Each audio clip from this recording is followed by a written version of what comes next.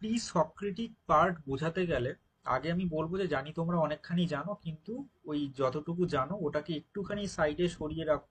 আমি জানি তোমরা অনেকটা জানো, একটু সাইডে সরিয়ে রাখো। এবার আমি যেটুকু বলছি ওইটা একটু দিকে একটুখানি মন দাও। খুব একটা খারাপ বলবো না বলে আমার মনে হয়।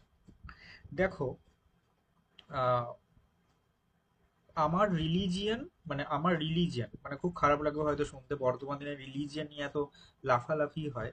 তো সেই পারপাসটাকে একটু বাদ রেখে একটু বোঝো। আমার রিলিজিয়ান হচ্ছে হিন্দু বা হিন্দুইজম, যদি এরকম তোমরা যদি বলো। এবং তোমরা যারা রয়েছো এখানে, তোমাদের কারো কারো নানান ধরনের রিলিজিয়ান থাকতে পারে বা আছে।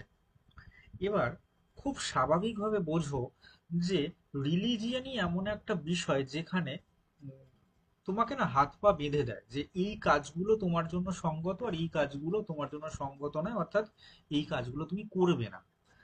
তো এবার দেখো, একদল মানুষ কিন্তু এমনও আছেন যারা কোনো রিলিজিয়নকে স্বীকার করছেন না। খুব খেয়াল করে দেখবে যে এমনও কিছু মানুষজন আছেন যারা রিলিজিয়নকে স্বীকারই করছে না। তারা বলছেন আমার রিলিজিয়নের প্রয়োজন নেই, কারণ রিলিজিয়ন আমাকে অনেকটা পরিমাণে কোড আনকোড একটা সীমা রেখা টেনে দিচ্ছে বা একটা বন্দি দশা টেনে রাখছে। আমি গতদিনকে বলছিলাম, আহ, যখন আমি বোধহয় তোমাদের মিডিয়েভেল পড়াচ্ছিলাম। তো আজকে আমি ঠিক তখন তখন তোমরা জেনেছো বা দেখেছো যে কিভাবে খ্রিশ্চান বা খ্রিশ্চানিটির প্রভাব রয়েছে সমস্ত জায়গায়। আর এখন আমরা দেখব যে খ্রিশ্চানিটির প্রভাবই নেই। ঠিক আছে? অর্থাৎ এই খ্রিশ্চানিটির আরো আগে, আরো ঊর্ধ্বে, অর্থাৎ খ্রিস্টপূর্বাব্দে কিছু ঘটনা ঘটে গেছে, সেই বিষয় নিয়ে আলোচনা করব। তাহলে খুব স্বাভাবিকভাবে সেখানে রিলিজিয়নের কোনো গণ্ডি নেই। সুতরাং মানুষ কিন্তু খুব স্বাভাবিকভাবে তারা বুঝতে পেরেছে। ঠিক আছে? তারা তাদের বিষয় যেগুলো ছিল সেই বিষয়গুলো তারা বুঝতে পেরেছে। মানে বুঝতে পেরেছে, চর্চা করতে পেরেছে, কোনো বাধা ছিল না তাদের কাছে। ঠিক আছে? কিন্তু তারপরে চলে আসো, তৎপরবর্তীকালে চলে আসো। আমি বেকনের গল্প বলেছি তোমাদেরকে, যেখানে কি হচ্ছে যে একটা বাধা বাধা থাকছে, তুমি এই কথাটা বলতে পারছো না, তাহলে তো বলছো না, তাহলে তাহলে চলো তোমাকে শিরশ্ছেদ করা হবে। ঠিক আছে? তো এইভাবে মানুষকে মেরে ফেলা, এই জাতীয় কথা। সে সক্রেটিস হত্যা বলো বা যাই হোক না কেন, সেখানে নানান ধরনের সমস্যার জায়গাগুলো থাকে। রিলিজিয়ানই সমস্যাগুলো ক্রিয়েট করছে। যে তাদের অনুসারী বা অনুগামী যদি হয়ে চলো তাহলে ঠিক আছে, যদি না হও তাহলে বাবু তোমাদেরকে হত্যা করা হবে বা নানান ধরনের হিংসার বিষয়বস্তু দেখা যাবে। তো প্রি সক্রেটিক এরা যেখানে রয়েছে এইখানে কিন্তু কোনো ধরনের ইয়ে নেই, রিলিজিয়ানের যে ভয় ভীতি, সেইটা কিন্তু নেই। ঠিক আছে? এবার দেখো, প্রি সক্রেটিক ফিলোসফিতে আমরা অনেকটাই পড়বো, বুঝবো। ঠিক আছে? এগুলো তোমাদের আমি জাস্ট বোঝানোর জন্য বলছি। মানে খাতায় টোকবার কোনো বিষয় নেই। যখন আমি লেখাবো তখন তোমরা খাতায় এক এক লাইন করে তোমরা লিখবে। খুব বেশি লেখাবো না, কয়েকটা জিনিস তোমরা বলো যে এগুলো, এটা স্ক্রিনশট নাও নাও, এরকম করে সেটা হয়ে যাবে আজকে এইভাবে। তো দেখো, প্রি সক্রেটিক ফিলোসফিতে মানুষ না যেহেতু মুক্ত চিন্তার মানুষ ছিল, সুতরাং তারা কিন্তু ভালো করে ভাবতে পেরেছে। ঠিক আছে? যেমন তারা নানান ধরনের বিষয় ভেবেছে, কসমোলজিক্যাল ভেবেছে, মেটাফিজিক্স জাতীয় বিষয় ভেবেছে, নানান ধরনের চিন্তা ভাবনা করেছে। সেখানে কোনো ধরনের বাধা নিষেধ তাদের মধ্যে কিন্তু ছিল না, যে হ্যাঁ তাদের মধ্যে কোনো কিছু বাধা নিষেধ থাকবে, সেটা কিন্তু নয়। কোনো ধরনের কোনো বাধা নিষেধ কিন্তু নেই। ঠিক আছে? এবার আমরা আহ, এবার আমি তোমাদেরকে বলছি, এখানে আমি কয়েকটা জিনিস হয়তো অ্যাড করিও নি, যেমন অ্যানাক্সিমিনিজম অ্যাড করা হয়নি। আমি খেয়াল করে দেখলাম। আহ, তো যাই হোক, তোমরা না তোমাদের খাতার মধ্যে কটা লেখো, এবার লেখো যে কিছু আমি বলছি যেটা তোমাদের বুঝতে ক্লিয়ার হবে, যারা জানো না বা সেই রকম, বা যারা হয়তো জিরো থেকে স্টার্ট করছে, আমি তাদের জন্য বলছি। যারা হাই লেভেলে পৌঁছে গেছে তাদের জন্য এই লেকচারটা একেবারে না, তারা সব জানে। তো আমি আমি চেষ্টা করছি যারা জিরো থেকে একদম উপরে তোলবার চেষ্টা করছে। তো আমি জিরো লেভেলে রয়েছি। তো দেখো, একটা সময় ছিল যে সময়টা, কি বলবো, ধরো একটা একটা ধরে রাখো যে একটা গোটা এশিয়া, আহ, এশিয়া যে উপকূল, এশিয়া যে উপকূল, সেইখানে আহ, সেইখানে নদীর তীরবর্তী অঞ্চলে আহ, ওই তোমার মিলিটাস নামক এক ধরনের একটা একটা জায়গা রয়েছে। ঠিক আছে, একটা ধরলাম আমি এরকম একটা জায়গা যে মিলিটাস নামক একটা জায়গা রয়েছে।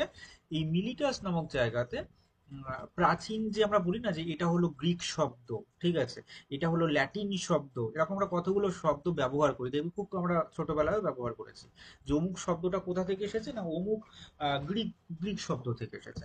তো যাই হোক, এই যে গ্রিক কথাটা আমরা যখন স্টার্ট করছি বা বলছি, তার মানে গ্রিকের সূত্রপাত হচ্ছে যে জায়গাটা, আমি সেই জায়গাটার কথা বলছি। তো এই যে একটা একটা জায়গা, ঠিক আছে, এই এই জায়গাতে এক ধরনের সম্প্রদায় ছিল, ঠিক আছে, এক ধরনের সম্প্রদায় ছিল, যে সম্প্রদায়কে বলা হয় আয়োনীয় সম্প্রদায়। ঠিক আছে, যে সম্প্রদায়কে বলা হয় আয়োনীয় সম্প্রদায়। তোমরা এখান থেকে তোমাদের খাতার মধ্যে নোট ডাউন করতে পারো যে একটা একটা সম্প্রদায় পাওয়া যায় এশিয়া মহাদেশের, একটা সম্প্রদায় পাওয়া যায় তীরবর্তী অঞ্চলে, যে সম্প্রদায়ের নাম হচ্ছে আয়োনীয় সম্প্রদায়। যেমন তোমরা অনেক সম্প্রদায় পেয়েছো, যেমন সিন্ধু সভ্যতা, হরপ্পা সভ্যতা, এগুলো তোমরা মানে হিস্ট্রিতে পড়ে এসেছো, তাই না? ঠিক সেই রকমই একটা সম্প্রদায় পাওয়া গেছে, যে সম্প্রদায়টার নাম হচ্ছে আয়োনীয় সম্প্রদায়।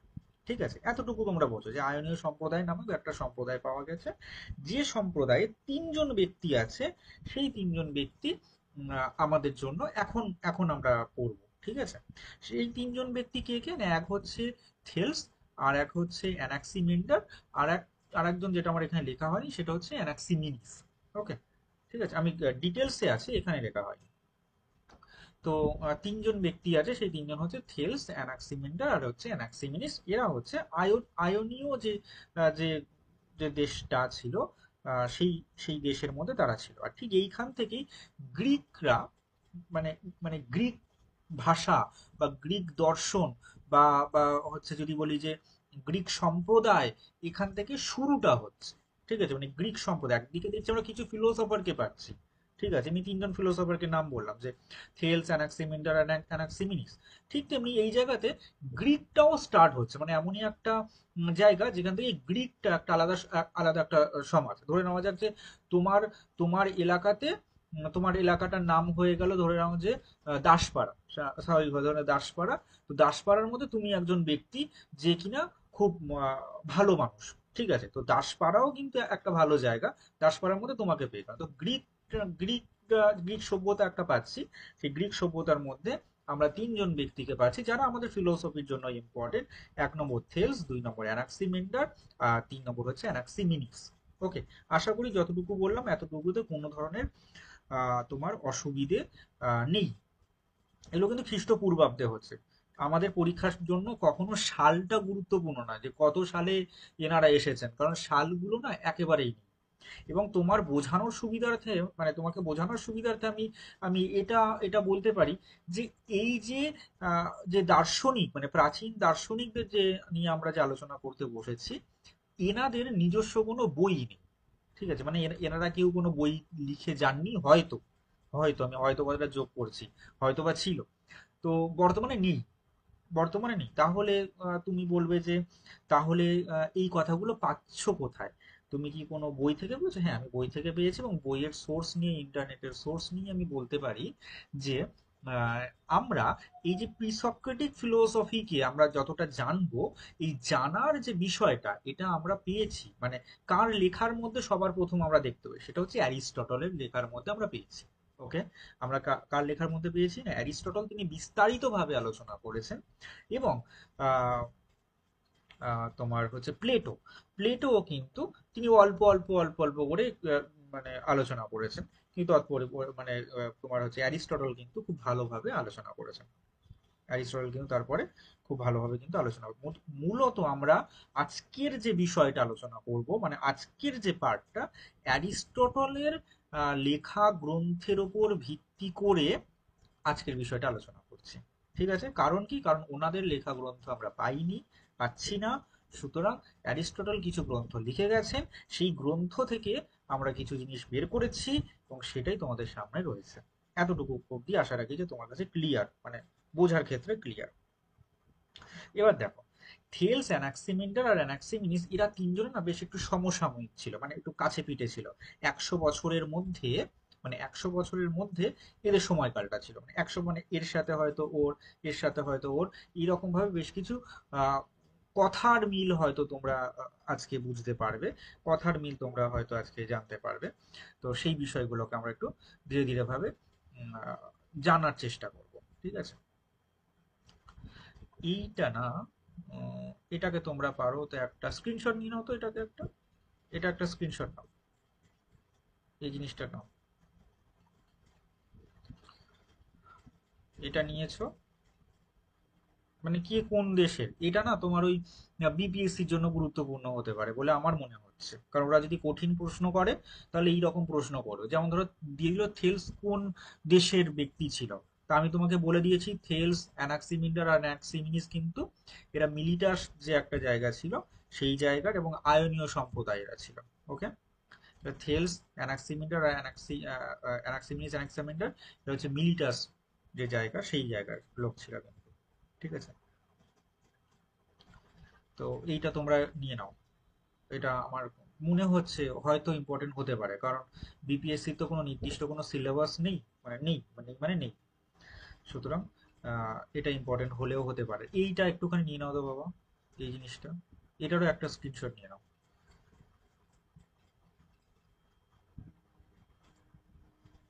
আশা করি নিয়েছো। আচ্ছা, এবার আমি মানে থেলস যে মিলিটাস যে সম্প্রদায় ছিল আর কি, মানে অ্যাজ এ গ্রিক ফিলোসফার, তো সেইখানে আমি ধীরে ধীরে গিয়ে আমি যাচ্ছি, মানে তার বিষয়বস্তুর মধ্যে যাচ্ছি। তোমরা স্ক্রিনশট নিতে থাকতে পারো, আমার এই ক্ষেত্রে কোনো বাধা নিষেধ নেই, তোমরা নিতে থাকতে পারো। আচ্ছা, আমি বোঝাবো কিন্তু, আমি বোঝাবো যাতে তোমাদের বুঝতে সুবিধা হয়। থেলস হচ্ছেন এমনই একজন আহ, দার্শনিক, দার্শনিকই বলবো, যার দর্শনে সর্বপ্রথম জড়বাদের কথা পাওয়া যায়। আমি রিপিট করছি আমার কথাটাকে, থেলস হচ্ছেন এমনই একজন দার্শনিক যার কথাতে, মানে যার দর্শনে সবার প্রথমেই কিন্তু আমরা জড়বাদের কথা কিন্তু আমরা ওখানে পাই। এবার তোমরা বলবে যে তাহলে তো বাবু আমাদের চারবাক দর্শনের সাথে বেশ খানিকটা মিল পাচ্ছি। হ্যাঁ, পাচ্ছি পাচ্ছি, তাতে ক্ষতি কি আছে, অসুবিধা নেই। হচ্ছে হোক, তো ক্ষতি কি আছে। তো যাই হোক, তো জড়বাদের কথা পাচ্ছি, তো আমরা যে কটি ফিলোসফারকে নিয়ে পড়বো আজকে, আমরা পড়বো মূলত সেখানে জড়বাদের কথা আমরা মূলত পড়ব। এবং এরা সবাই একটি মাত্র ফান্ডামেন্টাল স্টাফকে মেনেছেন, অর্থাৎ একটি মাত্র উপাদানকে স্বীকার করেছেন, যে উপাদানটা জগৎ সৃষ্টি করার ক্ষেত্রে কাজে দিয়েছেন।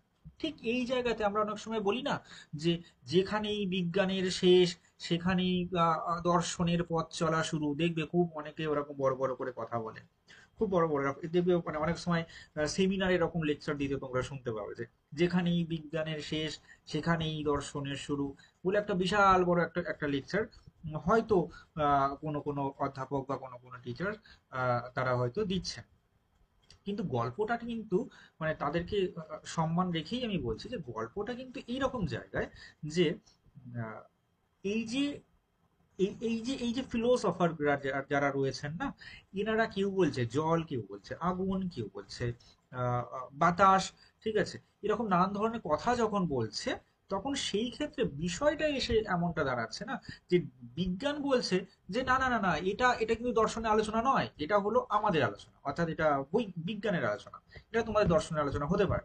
আবার আহ অনেক ক্ষেত্রে দার্শনিকরা বলছে না না, এটা দার্শনিকদের এটা হচ্ছে দার্শনিকদের আলোচনা, এখানে বিজ্ঞানের আলোচনা নয়। মানে ব্যাপারটি হচ্ছে কি, সেই সময় যেহেতু কোনো গ্রন্থ বা সেই রকম কিছু পাওয়া যাচ্ছে না, তাই দার্শনিকরা তাদেরকে একবার এই দলে টানছে, আর ওই পাশে গিয়ে তারা গিয়ে আর এক দলে টানছে। সেই দড়ি টানাটানি খেলা হতো ছোটবেলায়, মনে পড়ে না, যে এদিকে টানে আর ও ওদিকে টানে, ঠিক এই জায়গাটা ওরকম একটা বিষয়, যেখানে এ টানছে এই পাশে, ও টানছে এই পাশে।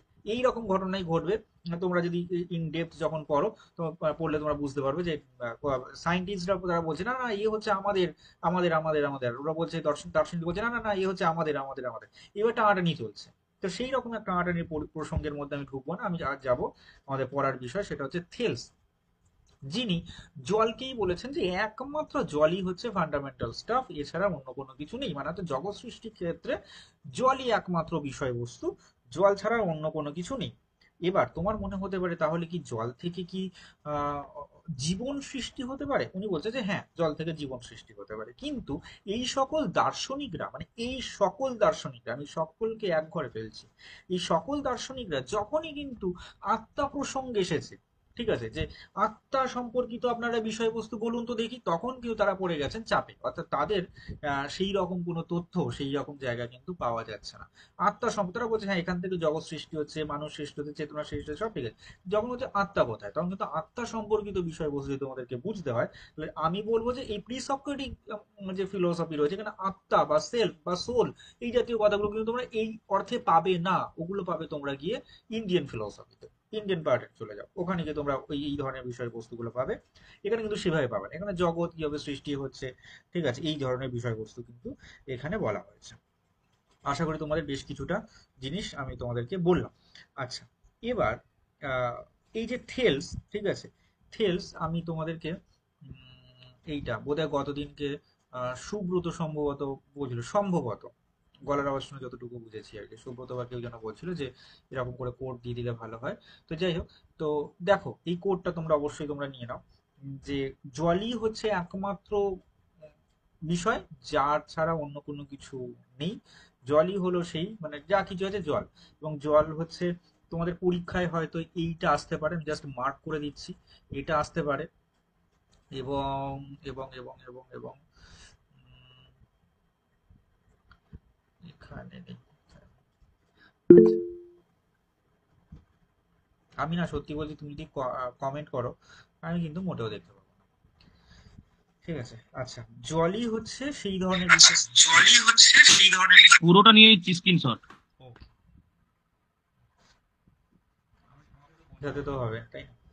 আচ্ছা, এই যে থেলস এমনই একজন ব্যক্তি, ঠিক আছে, কয়েকটা জিনিস বোঝো। থেলস হচ্ছেন এমনই একজন ব্যক্তি যিনি নাকি আহ, বলেছেন, যিনি বলেছেন যে পৃথিবীটা হলো একটা চ্যাপ্টা, ঠিক আছে, পৃথিবীটা হলো একটা চ্যাপ্টা, পাতলা, চ্যাপ্টা পাতলা এবং বৃত্তাকার, এবং এটি অনেকটা ডিশের মতো জলের ওপর ভেসে রয়েছে, ঠিক আছে, পাতলা চ্যাপ্টা ডিশের মতো, এবং জলের ওপর নাকি এটা আহ, ভেসে রয়েছে, ঠিক আছে, এই ধরনের কথা আহ, বলেছেন।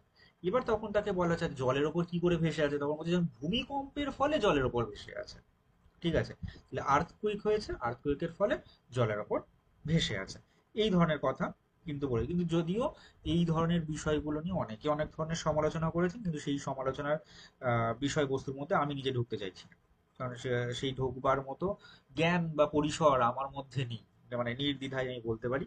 আমরা কেবলমাত্র পড়াশোনাগুলো মানে এই এই টাইপের বুঝি যে পরীক্ষায় পাশ করতে হবে, কারণ পড়বার জন্য তো বিশাল একটা জীবন পড়ে রয়েছে, মানে আমাদেরও গোটা জীবন পড়ে আছে তাদের গোটা জীবনকে জানবার জন্য। আচ্ছা, তা আর একটা জিনিস, তিনি পিরামিডের পিরামিডের ছায়া, ঠিক আছে, পিরামিডের ছায়া, মানে ধরে রাখো যে সূর্য এখানে রয়েছে, তো তো পিরামিডের ছায়া কোথায় পড়ছে, ধরে নেওয়া যাক যে এখানে এখানে পড়ছে একটা পিরামিডের ছায়া, তো এই ছায়াটা দেখে তিনি বলতে পারছেন যে উম, এখন ঠিক সময় কত হবে, ঠিক আছে, এখন তাহলে সময় কত হবে, এরকম কথা বলতে পারেন। আবার ছায়াটাকে দেখেও তিনি মানে পিরামিডের উচ্চতাও কিন্তু তিনি মাপতে পারতেন, ঠিক আছে, তিনি বলতে পারতেন যে এখন সময়, ধর অনেক সময় বলা হয় যে এখন হচ্ছে দুপুরবেলা, ঠিক আছে, সূর্য মাথার ওপর, তাহলে ছায়াটা কাছে চলে এসেছে, তো এইরকম যে সূর্যের ছায়া যখন পিরামিডের ওপর পড়ছে তখন এই ছায়া দেখে তিনি সময়ও বলতে পারছেন। আবার একই সাথে তিনি পিরামিডের উচ্চতা কতটা হবে সেটিও কিন্তু তিনি বলতে পারছেন, ঠিক আছে। আবার আহ, ধরে নাও যে হচ্ছে আহ, কোনো জাহাজ, ঠিক আছে, তিনি ধরে রাখুন, ধরো যে তিনি একটি মানে একটি নদীর তীরে রয়েছে, ঠিক আছে, নদীর তীরে রয়েছে আর জাহাজটা এই দূরে রয়েছে, ঠিক আছে, এই দূরে রয়েছে, তো জাহাজটা এই দূরে রয়েছে, তো তিনি যদি এখান থেকে দাঁড়িয়ে জাহাজের যে দূরত্ব হবে, ঠিক আছে, সেই দূরত্বটাও কিন্তু তিনি মেপে দিতে পারতেন, যে হ্যাঁ এতটা দূরে কিন্তু জাহাজটা রয়েছে, তার মানে ভাবো যে তিনি কতটা পরিমাণে জ্ঞানী ছিলেন, যার জন্য কিন্তু তার এই কথাগুলো সঠিক হতো। বুঝতে পারছো তো? আচ্ছা, এবার তোমার প্রশ্ন হবে যে দাদা তাহলে তুমি এই কথাগুলো বলছো কি করে, মানে এই যে পিরামিডের ছায়া দেখে তিনি তার ইয়ে কথা বলতে পারছেন, আবার এই যে জাহাজের প্রসঙ্গ আনলে এই কথাগুলো বলতে পারছো, তাহলে এইগুলো বলছো কি করে? দেখো, রাসেল নামক একজন অ্যানালিটিক ফিলোসফারের তোমরা নাম শুনে থাকবে। রাসেল তার গ্রন্থের মধ্যে আহ গ্রন্থটা সম্ভবত ছিল এই হিস্ট্রি অফ ওয়েস্টার্ন ফিলোসফি। এই গ্রন্থটার মধ্যে তিনি বলছেন যে এই এই বিষয়গুলো রয়েছে। ঠিক আছে, মানে থেলস সম্পর্কিত আলোচনা কিন্তু আমরা রাসেলের a history of western philosophy, আমি রিপিট করছি, a history of western philosophy এই গ্রন্থের মধ্যে আমরা পেয়েছি। ওকে, তাহলে এই রকমই ছিল তোমার বিষয়বস্তু। আচ্ছা, এবার সূর্যগ্রহণ, ঠিক দাদা আছে। দাদা বললামটা একবার বলুন। A history of western philosophy, গ্রন্থটির নাম হচ্ছে a history of western philosophy. জ্যোতির্বিদ্যা কিন্তু তৎকালীন সময়েও চর্চা হতো, বুঝলে তো, মানে এখন চর্চা হচ্ছে, ঠিক আছে, ভণ্ড জ্যোতির্বিদদের দেখা যাচ্ছে সেটা আলাদা প্রসঙ্গ, কিন্তু তৎকালীন সময় জ্যোতির্বিদদের দেখা যেত। মানে আমি বলছি না যে রাস্তাঘাটে যে সকল জ্যোতির্বিদ, মানে ট্রেনে বাসে লেখা থাকে প্রেম বাধা এসেছে তাহলে আসুন আমার কাছে আসুন, 500 টাকা দিয়ে যান আর হচ্ছে আপনার সমস্যা দূর হয়ে যাবে সাথে সাথে, নিমেষের মধ্যে সাফ হয়ে যাবে। এইরকম ভণ্ড জ্যোতির্বিদ্যার কথা বলছি না।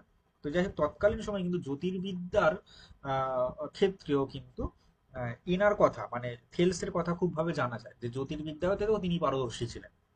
তুমি কিন্তু পয়েন্ট করে লিখতেই পারো তোমার খাতার মধ্যে যে তিনি জ্যোতির্বিদ্যাতেও পারদর্শী ছিলেন।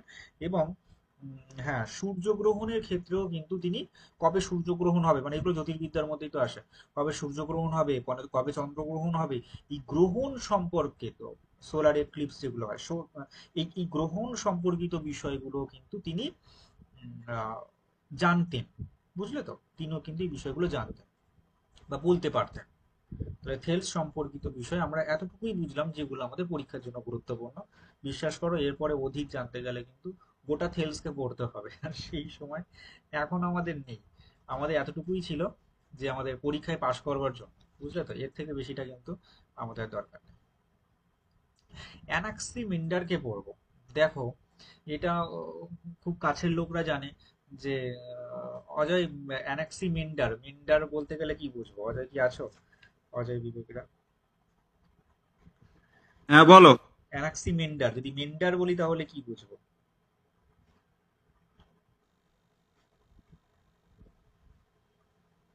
মেন্ডার ভেবেছিল বলেছি না গতবার, মনে পড়ছে? ওটা জিজ্ঞেস করছো, বলো। হ্যাঁ, মেন্ডার থাকবেই ছিল, তার জন্য তো ওনার ততটা। একদম, মেন্ডার মেপেছিল, মেন্ডার মেপেছিল। তোমরা জাস্ট এইরকম ভাবে মজার ছলে নাও যে মেন্ডার মেপেছিল, তাহলে মেপেছিল মানে কি মেপেছিল, আসছে একটু পরে আসছে যে মেপেছিল মানে কি মেপেছিল। আচ্ছা, অ্যানাক্সিমেন্ডার হচ্ছেন এমনই একজন দার্শনিক, এই মিলিটাসের দার্শনিক, এমনই একজন দার্শনিক যিনি আহ, এই যে থেলস যিনি ছিলেন না, এই থেলসেরই শিষ্য ছিলেন, মানে কোড আনকোড শিষ্য ছিলেন বলা যেতে পারে। তাহলে খুব স্বাভাবিকভাবে তিনি থেলসেরই বক্তব্যকে তিনি স্বীকার করবেন, গুরু গুরু বাক্যকে তিনি স্বীকার করবেন, এরকম একটা ব্যাপার।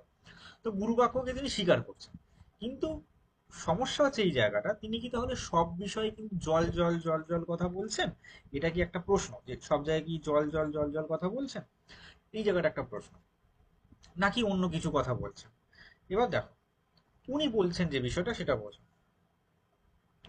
যে উনি জগৎকে যখন ব্যাখ্যা করছেন না, জগৎ ব্যাখ্যা করতে গিয়ে উনি কিছু আদিবিদ্যক কথা নিয়ে আসছেন। ঠিক আছে, আদিবিদ্যক ভাবে জগৎ সৃষ্টি হয়েছে, ঠিক আছে, কিছু ইনফাইনাইট ব্যাপার রয়েছে, ঠিক আছে, এই ধরনের কথাগুলোর মধ্যে উনি ঢুকে যাচ্ছেন। ঠিক আছে, উনি বলছেন কিছু ইনফাইনাইট ব্যাপার রয়েছে, কিছু কিছু মেটাফিজিক্যাল ব্যাপার রয়েছে যার দ্বারা জগৎ সৃষ্টি হয়েছে। ঠিক আছে, এই জাতীয় কথার মধ্যে কিন্তু উনি চলে আসছেন। আচ্ছা, এবার একটা বিষয় বলছো, তাহলে আহ, ওনার মতে, মানে কোড আনকোড অ্যানাক্সিমিন্ডারের মতে, উনি কিন্তু জড়বাদকে স্বীকার করছেন, অবশ্যই সকলে ম্যাটারকে স্বীকার করছেন। তো জড়বাদকে স্বীকার করছেন, এই জড়বাদের ক্ষেত্রে উনি কিন্তু বহুত্ববাদের কথা বলছেন। এবার তোমাদের কথা, তোমাদের মনে হবে এই বহুত্ববাদ, তাহলে তো বোধহয় সেই লাইবনিজের ক্ষেত্রে চলে যাচ্ছে। লাইবনিজ বহুত্ববাদের ফাউন্ডার, না না না, আমি ওই ক্ষেত্রে যাব না, ফাউন্ডার না। যদি ফাউন্ডার বলতে হয় না, তাহলে অনেক ক্ষেত্রে অনেক কাল আগে কিন্তু এনারা অনেক বিষয় বিষয় বলে গেছেন, যে ক্ষেত্রে ফাউন্ডার আমরা সেইভাবে বলতে পারি না। ঠিক আছে, আমাদের পরীক্ষার ক্ষেত্রে এরকম অনেক প্রশ্ন এরকম দিয়ে দেয়, যেগুলো আহ, আমাদেরকে এইভাবে করতে হয়। আচ্ছা, ম্যাপ মেকিং, এটা খুব ভালো করে মনে রাখবে। ম্যাপ মেকিং অর্থাৎ তিনি ম্যাপ তৈরি করেছেন।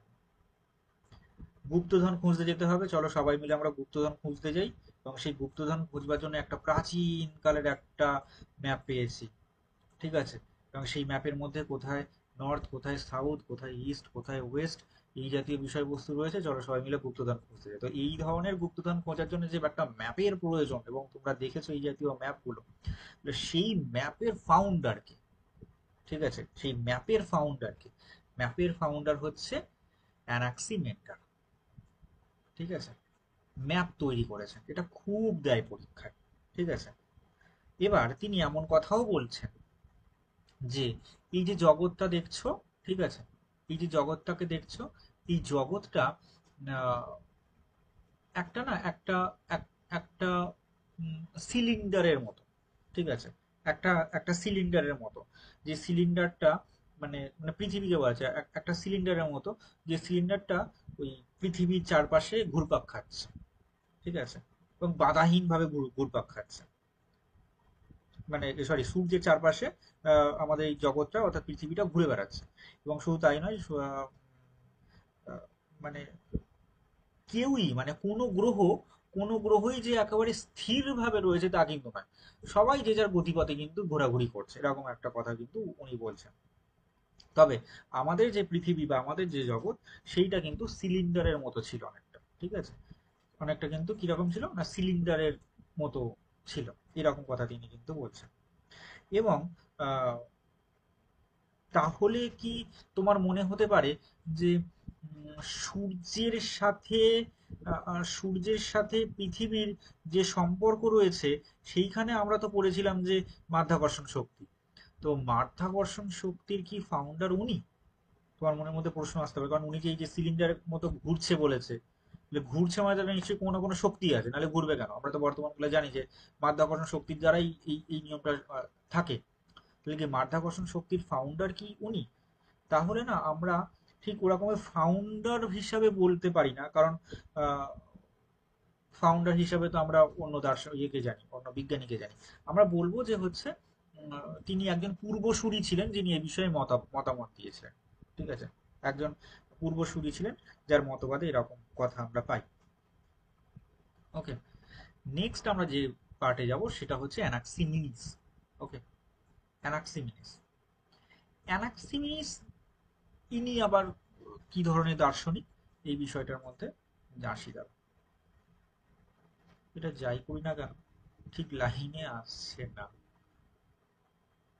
এটা একটু ছোট করলেও কি আসবে? এবার এসেছে, ছোট করলে এবার এসেছে। লেখাটা তোমাদের কাছে ছোট হয়ে গেল, তোমরা যারা মোবাইলে দেখছিলে, আমার নয় ল্যাপটপ, একটু বাড়িয়ে দিই, নাহলে তোমাদের পক্ষে অসুবিধা হবে। এই পাশটা ওয়ার্ল্ড আছে আর কিছু নেই, ঠিক আছে? আচ্ছা, অ্যানাক্সিমিনিস। অ্যানাক্সিমিনিস তাহলে কি? ইনিও কিন্তু ওই আইনীয় যে দ্বীপ, সেই দ্বীপে উনি বসবাস করতেন, এবং মিলিটাস আহ, যে দেশটা আর কি, সেই দেশের মধ্যে তিনি বা মিলিটাস নগরে তিনি বা সিটিতে তিনি বসবাস করতেন। একজন গ্রিক হিসাবে তিনি বসবাস করতেন। এবং আহ, এনার ধারণা এনার ধারণা একটু উন্নত মানের, ঠিক আছে, একটু উন্নত মানের। ইনি বলছেন যে জগৎ সৃষ্টি হয়েছে তো বটে, কিন্তু সে সৃষ্টি হয়েছে বাতাস দিয়ে, ঠিক আছে? বাতাসের দ্বারা জগৎ সৃষ্টি হয়েছে। বাতাস দিয়ে তাহলে কিভাবে হয়েছে? তখন তিনি বলছেন যে বাতাস একসময় ঘনীভবন হচ্ছে, আর একসময় তনুভবন হচ্ছে, কখনো গরম হচ্ছে, কখনো ঠান্ডা হচ্ছে। এইভাবেই বাতাসটা মানে বাতাস থেকে নতুন কিছু সৃষ্টি হচ্ছে। এবার আহ, আমি জানি না এই প্রশ্ন আসতে পারি কিনা, তাও বলে দিচ্ছি। আমি জানি না, উনি যে এয়ারের কথা বলছেন, তাই না? আমি জানি না আসতে পারি কিনা, আমি জানি না, সত্যি আমি জানি না। উনি তো এয়ারের কথা বলছেন, কিন্তু এই এয়ার কথাটা না প্রাচীনকালে মানে তখনকার দিনে এয়ার ভাষা ব্যবহার হতো না, বুঝলে তো? এটা এই রকম ব্যবহার হতো, এইয়ার, ঠিক আছে? এইয়ার, এইরকম একটা ভাষা ব্যবহার হতো, বুঝলে তো?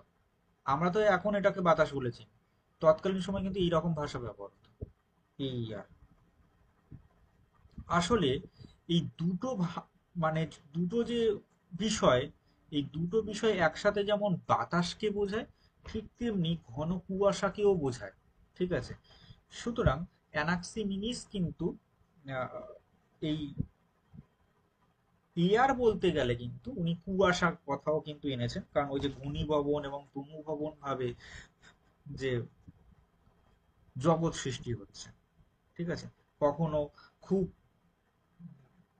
মানে আহ, বাতাস এতটা পরিমাণে হয়ে যাচ্ছে, ঠিক আছে, এতটা পরিমাণে হয়ে যাচ্ছে যে সেই বাতাস থেকে আহ, জগৎ সৃষ্টি হচ্ছে। বাতাসের মধ্যে অনেকটা চাপ পড়ে, তারা এটা বোঝানোর জন্য আমি এভাবে বোঝাই, দেখো। আমি জানি না তোমরা দেখে থাকবে কিনা, আগে আমাদের বাড়িতে না, মানে অনেক, মানে বাড়ির পেছনটা থেকে এরকম একটা জানালার উপরে একটা একটা ছোট খোপ ছিল, আর আমি এখানে পড়ার টেবিলে বসে থাকতাম, ঠিক আছে? আর এইখান থেকে একটা সূর্যের আলো সকালবেলা একদম লম্বা ভাবে এসে আমার বইয়ের মধ্যে এসে পড়তো। আমি অনেক সময় তাকিয়ে দেখতাম যে এই এই যে আলোটা রয়েছে না, এই আলোটার মধ্যে আহ, ছোট্ট ছোট্ট ক্ষুদ্র ক্ষুদ্র কণা ভেসে ভেসে রয়েছে। এটা আমি দেখতে পেতাম। আমি জানি না তোমরা হয়তো কখনো খেয়াল করেছো কিনা। ছোটবেলায় এই জিনিসগুলো খেয়াল করতাম আর কি। এখন বড়বেলায় এগুলো প্রচন্ড পরিমাণে বেমানান লাগলেও তখনকার সময় বেশ ভালোই লাগতো। তো এই যে আহ, ছোট্ট ছোট্ট ছোট্ট ছোট্ট ক্ষুদ্র ক্ষুদ্র কণাগুলো, এইগুলো আসলে অ্যানাক্সিমিনিস বলবেন যে এই যে ক্ষুদ্র ক্ষুদ্র যে কণাগুলো রয়েছে না, এই কণাগুলোই একটা সময় জমাট বাঁধে, ঠিক আছে? একটা সময় জমাট বাঁধবে, বেঁধে নতুন কিছু তৈরি হবে, ঠিক আছে? একটা সময় জমাট বাঁধবে, জমাট বেঁধে নতুন কিছু তৈরি হবে। এবং এই জমাট বেঁধেছে বলে, কিছু অংশ বেঁধেছে বলে, তাই জন্যেই কিন্তু ওখানে দেখা যাচ্ছে যে এগুলো যে রয়েছে কিছু পার্টিকুলার বলা হয় এগুলোকে ইংরেজিতে। তো কিছু কিছু জিনিস রয়েছে, ঠিক আছে, কিছু জিনিস রয়েছে সেটা দেখা যাচ্ছে। এই বিষয়গুলো কিন্তু উনি বলেন, ঠিক আছে? এটা তোমরা তোলো, একটা স্ক্রিনশট নাও। মীনাক্ষীদের নিতে হবে না, বেকার নিয়ে ঢিবি করো না। মীনাক্ষী আছে কিনা ভগবান জানে। নিয়েছো আশা রাখি। চলো, পারমিনাইটিস। এবার আহ, তোমাদেরকে একটা জিনিস বোঝাবো। পারমিনাইটিস বোঝাতে গেলে না আমাকে বেশ কয়েকটা জিনিস বোঝাতে হবে। পারমিনাইটিস, তার আগে একজন দার্শনিক ছিলেন, তার নাম হচ্ছে জিনোফোন। 1, 2 আর 3 করে লেখো নিজেদের খাতায়। আমরা একটু আগে আয়নীয় সম্প্রদায় পড়েছি, ঠিক আছে? IONICS, আয়নিক সম্প্রদায় পড়েছি। এখন আমরা যেটা পড়তে চলেছি তার নাম হচ্ছে ইলিয়াটিক। ইলিয়াটিক, ঠিক আছে? ইলিয়াটিক সম্প্রদায় পড়ছি। তো 1 নম্বরে লেখো জেনোফোন। জেনোফোনস বা জেনোফিন্স এরকমই লেখা থাকে, তো যাই হোক তুমি লেখো জেনোফোনস। তারপরে লেখো পারমিনাইডিস। আর তারপরে লেখো জেনো, JETNO লেখো।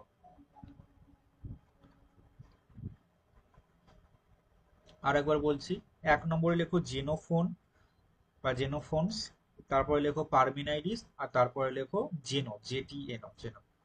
আচ্ছা, জেনোফোন সবার প্রথমে আসেন, ঠিক আছে? জেনোফোন সবার প্রথমে আসেন এবং আহ, তারপরে আসে পারমিনাইটিস।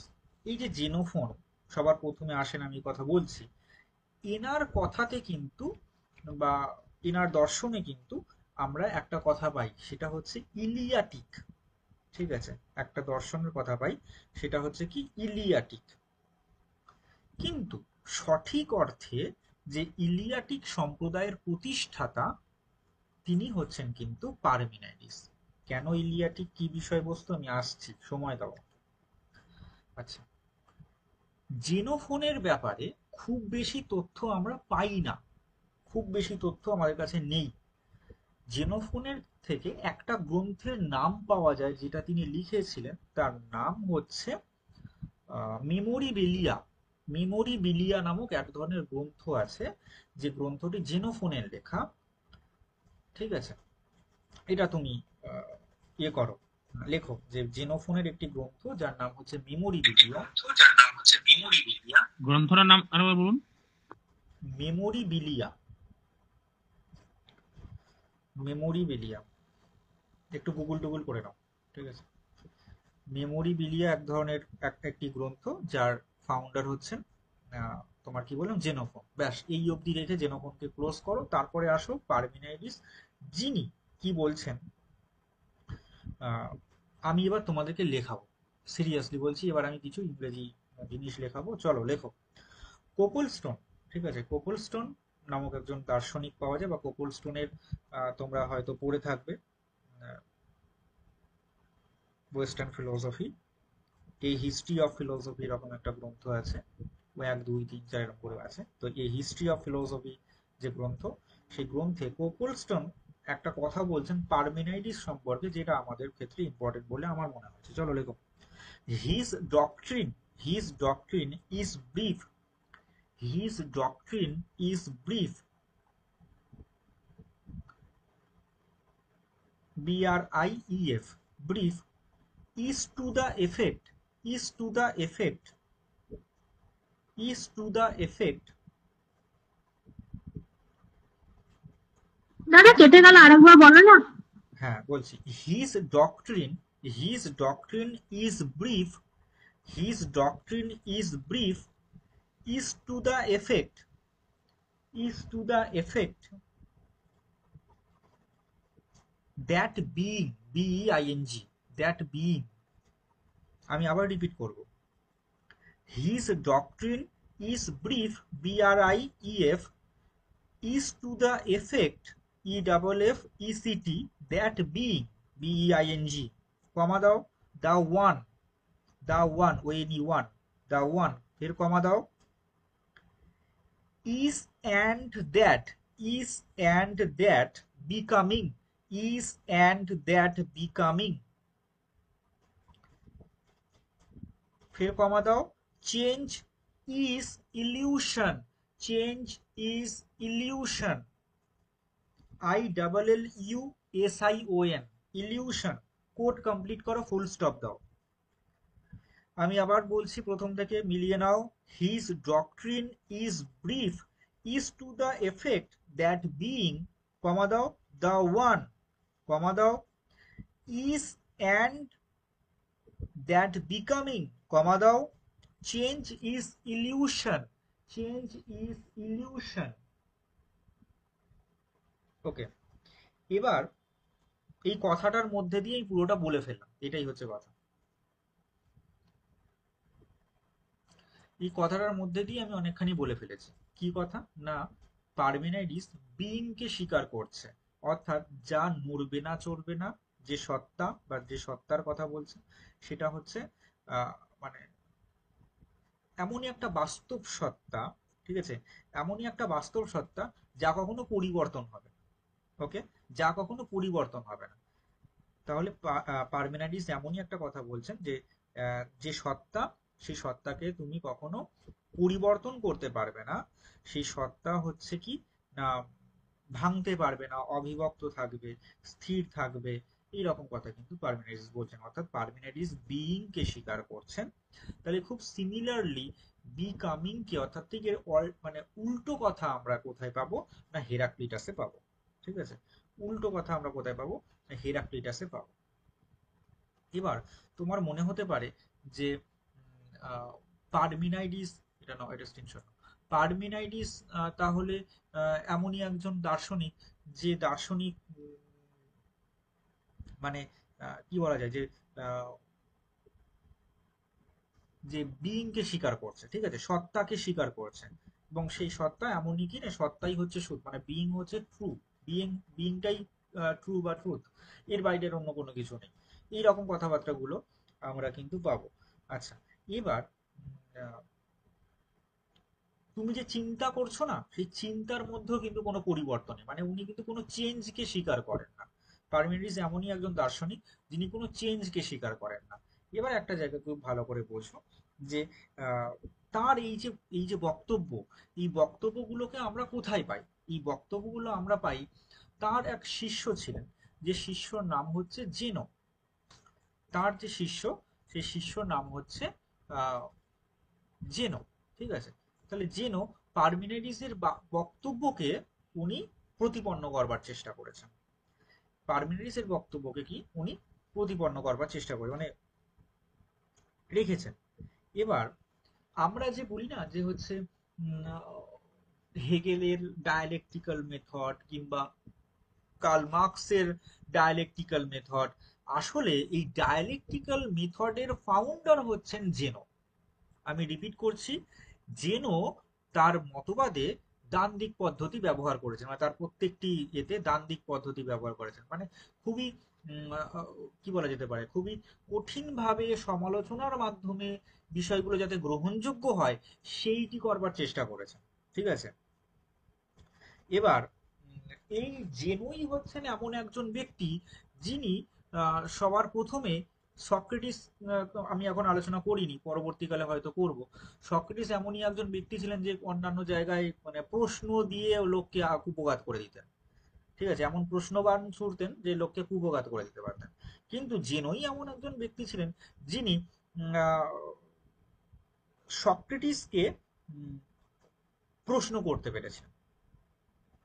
ঠিক আছে, মানে সক্রেটিস, এবার মানে এদের মধ্যে একটা এজের পার্থক্য একটা ছিল। যখন তিনি মানে জেনো যখন সক্রেটিসকে প্রশ্ন করছেন, তখন সক্রেটিস কিন্তু তখন ছিল 20 বছরের একজন কি বলবো তরুণ ব্যক্তি। আর হচ্ছে জেনোর বয়স কিন্তু তখন 40 বছর প্রায় হয়ে গেছে। এরকম একজন ব্যক্তি যে কিনা সক্রেটিস কে প্রশ্ন করছেন। ঠিক আছে, ইয়াং সক্রেটিসকে প্রশ্ন করছেন। অনেক সময় বলে সক্রেটিসের জ্ঞানের কোনো মাপকাঠি নেই, সক্রেটিস কিন্তু ধরা ছোঁয়ার বাইরে। সক্রেটিসের কিন্তু তিনি ইয়ে করছেন, তাকে তিনি প্রশ্ন করতে পেরেছিলেন। ঠিক আছে। এবার এগুলো কি আছে, এটাকে এটাকে নাও, নেক্সট ডেতে যাও, এটার একটা স্ক্রিনশট নাও, আমি বলতে থাকি তোমরা শুনতে থাকো। জেনো যেহেতু পারমিনাইডিসকে স্বীকার করেছেন এবং পারমিনাইডিস যেহেতু বিইংকে স্বীকার করেছেন, অর্থাৎ সত্তা, যে সত্তা নিশ্চল, নড়ে না চড়ে না, এইরকম একজন বিষয় যাকে কখনো কি বলা যেতে পারে, যে যে স্থির, আহ, ভাঙবে না চড়বে না, এইরকম সত্তার কথা বলছেন যেহেতু, তাহলে তার মতবাদকে প্রতিষ্ঠা করবার জন্য উনি কিন্তু আহ মানে জেনো বেশ কিছু প্যারাডক্সের কথা বলেছেন বা হেঁয়ালির কথা বলছেন। ওকে, জেনো তাহলে কি বলছেন, বেশ কিছু প্যারাডক্সের কথা বলছেন বা হেঁয়ালির কথা বলছেন এই ক্ষেত্রে। তো আমরা সেই প্যারাডক্সের বিষয়গুলো, কয়েকটা প্যারাডক্স আমরা এক্ষেত্রে বোঝার চেষ্টা করব যে আসলে প্যারাডক্স বিষয়টা আসলে কি। ঠিক আছে, প্যারাডক্স বিষয় জিনিসটা কি।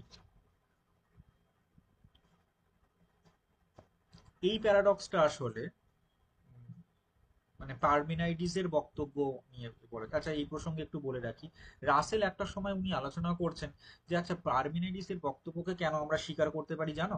কারণ পারমিনাইডিসই এমন একজন ব্যক্তি ছিলেন যে যে ব্যক্তি সবার প্রথম হয়তো যুক্তি দিয়ে বিষয়গুলোকে বোঝানোর চেষ্টা করছেন, মানে অযৌক্তিক কথা কিন্তু কিন্তু উনি বলছেন না, মানে সবার প্রথম হয়তো যুক্তি দিয়ে উনি প্রত্যেকটা বিষয় মানে মানে এ এ এ ইজ বি, ঠিক আছে, বিকজ ইট ইজ বি, ঠিক আছে, ইফ এ ইফ বি, এই জাতীয় কথাগুলো কিন্তু পারমিনাইডিসের দর্শনে কিন্তু দেখতে পাওয়া যায়। এটা কিন্তু রাসেল বলছেন। আচ্ছা, এবার উনি কিছু বক্তব্য দিয়েছেন, সেটা হচ্ছে অ্যাক্লিস আর হচ্ছে টোটোরিসের কথা বলেছেন। ঠিক আছে, একটা অ্যারোর প্যারাডক্সের কথা বলেছেন, স্টেডিয়াম প্যারাডক্সের কথা বলেছেন। এই ধরনের বেশ কিছু প্যারাডক্স কিন্তু আমরা দেখতে পাবো। তোমাদেরকে খুব সংক্ষেপে আমি বলবো যে প্যারাডক্স গুলোর বিষয়গুলোতে। অ্যাক্লিস আর হচ্ছে কচ্ছপ। ঠিক আছে, অ্যাক্লিস হচ্ছে হোমারের কাব্যগ্রন্থের একজন মহান যোদ্ধা, যে যোদ্ধা হচ্ছে খুব জোরে দৌড়তে পারে, এরকম একজন যোদ্ধা। আর হচ্ছে কচ্ছপ টোটোরিস যে রয়েছে, সে বলছে যদি টোটোরিস অ্যাক্লিসের আগে যদি হাঁটতে শুরু করে বা চলা শুরু করে, তাহলে অ্যাক্লিস তারপরে যদি তার দৌড় শুরু করে, তাহলেও কিন্তু সময়ের গতিতে কিন্তু টোটোরিস যে রয়েছে মানে কচ্ছপটাই জিতবে। কারণ ঠিক এইটা বলতে গিয়ে উনি আসলে বোঝানোর চেষ্টা করেছেন কাল, ঠিক আছে, টাইম, এই কথাটা হয়তো তোমরা অনেকেই জানো, যে উনি আসলে এই অ্যাকলিস আর হচ্ছে টোটোরিসের গল্প করতে গিয়ে, গল্প বোঝাতে গিয়ে উনি আসলে টাইম বিষয়কে বোঝানোর চেষ্টা করেছেন। যে কেউ আমার থেকে, আমরা অনেক অনেক সময় এই কথাটা দেখবে খুব শোনা যায়, তোমরা সবাই প্রাক্তন সিনেমা দেখেছো, ওখানে একটা জায়গায় ডায়লগ থাকে যে আজকের এই দিনটা, আজকের এই সময়টা আর কখনো ফিরে আসবে না, সুতরাং এই সময়ের কিন্তু দাম আছে বাবু। আজকেরই পড়তে বসেছো, এই সময়টা হাজার চেষ্টা করেও কালকে গিয়ে তুমি আজকে এই সময়টাকে আনতে পারবে না, কালকে গিয়ে তুমি দুম করে মরে যাবে। তাহলে কি হবে তোমার এই আজকের মানে এই যে বিষয়টা, এই যে থাক পড়ে নেবো, পরে একদিন তো দাদাকে জিজ্ঞাসা করে নিলে সে বলে দিতে পারবে। তো হয়তো যদি আমি না থাকি তাহলে তুমি কাকে জিজ্ঞাসা করবে? তো এই আজকের সময়ের কিন্তু ভ্যালু আছে। তো এটাই হচ্ছে কথা, যে উনি আসলে কালকে বোঝানোর চেষ্টা করেছেন। টোটোরিস কিন্তু অনেক আগেই তার গতি শুরু করে দিয়েছেন, যাওয়া শুরু করে দিয়েছে, কিন্তু উনি বলছে যে হাজার চেষ্টা করুক না কেন, সেই সময়টাতে কিন্তু অ্যাকিলিস ধরতে পারবে না, যে সময়টাতে উম, কচ্ছপ দৌড় মানে মানে কি বলে, কচ্ছপ হাঁটা শুরু করেছিল। আর একটা কথা বলে যে হচ্ছে অ্যারো বা হচ্ছে তীর, ঠিক আছে, অ্যারো বা তীর, এই তীর হচ্ছে, ধরে নেওয়া যাক যে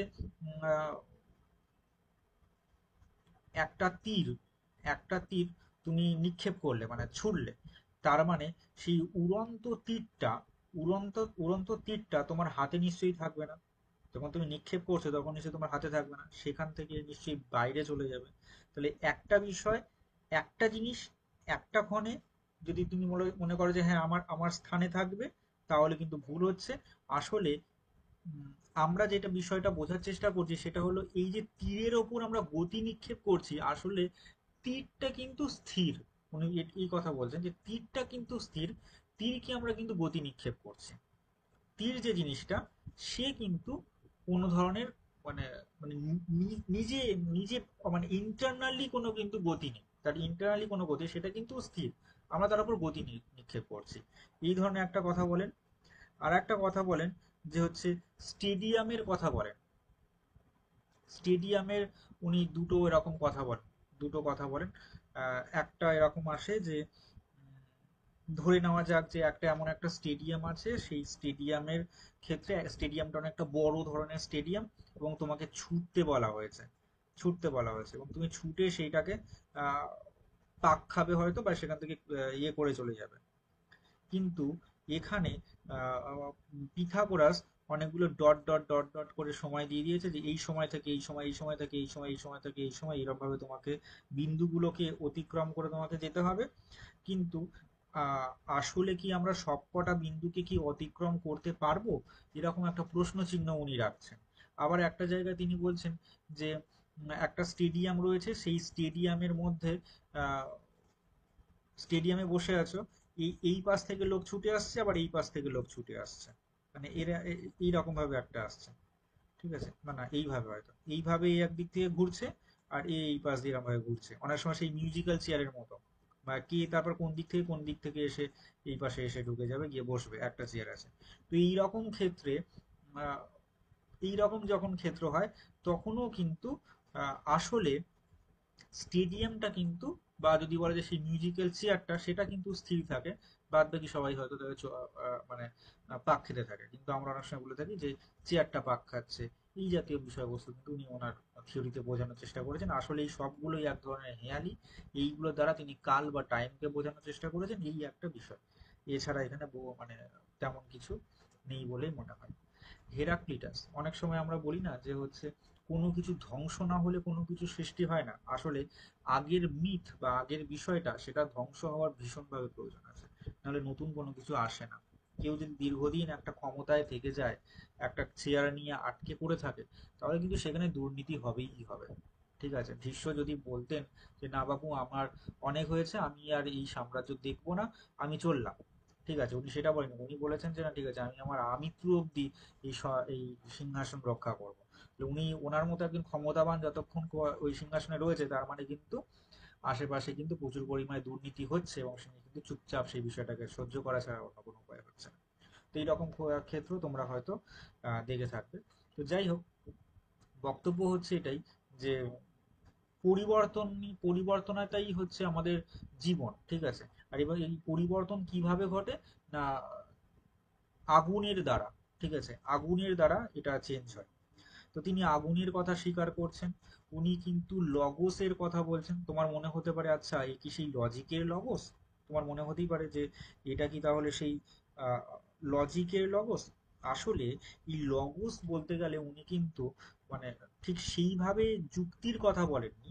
উনি আসলে এই লগোস বলতে গেলে না কি বলা যেতে পারে, মানে বেশ কিছু ফর্মুলার কথা বলেছেন, বেশ কিছু অনুপাতের কথা বলেছেন। ঠিক আছে, বেশ কিছু ফর্মুলা, বেশ কিছু অনুপাত, এই বিষয়গুলোকে বলেছেন। এবং এই লগোস বোঝাতে গিয়ে উনি বেশ কিছু বিপরীত শব্দগুলোকে কিন্তু উনি বুঝেছেন, মানে বুঝিয়েছেন। এবার দেখো, উনি আগুনের কথা বলছেন, আগুনের দ্বারা পরিবর্তন হয়। ঠিক একইভাবে এইটা গুরুত্বপূর্ণ, একজন ব্যক্তি আহ দুবার কোনো এতে স্নান করতে পারে না, মানে একজন ব্যক্তি আহ দুবার স্নান করতে পারবে না, মানে ডুব দিয়ে উঠতে পারবে না। ঠিক আছে, একই নদীতে দুবার স্নান করা যাবে না, এরকম একটা কথা কিন্তু আমরা পাই। ঠিক একইভাবে তোমরা খেয়াল করে দেখো, আমরা বোধহয় ক্ষণিকত্ববাদ পড়তে গিয়ে, আমরা সম্ভবত ক্ষণিকত্ববাদ পড়তে গিয়ে বৌদ্ধ দর্শন যখন পড়ছিলাম তখনও বোধহয় আমাদের এরকম একটা ছিল না যে এক ব্যক্তি একই নদীতে দুবার স্নান করতে পারবে না বা দুবার দুবার অবগাহন করতে পারে না, কারণ আগের সময় তো বয়ে চলে গেছে। এইরকম একটা বিষয় কিন্তু আমরা এখানে সিমিলারিটি টানতে পারি, যে হেরাক্লিটাসের দর্শনের সাথে আমাদের বৌদ্ধ দর্শনের একটা রিল একটা একটা ধরনের মিল আছে। সেই মিলটা কোথায় না, হচ্ছে ওই ক্ষণিকত্ববাদের ক্ষেত্রে এক ধরনের মিল আছে। আচ্ছা, তো এবার আসি, ইনি যে অগ্নির কথা বলছেন, ঠিক আছে, অগ্নির কথা বলছেন, মানে অগ্নি হচ্ছে এর মধ্যে একটা ফান্ডামেন্টাল স্টাফ।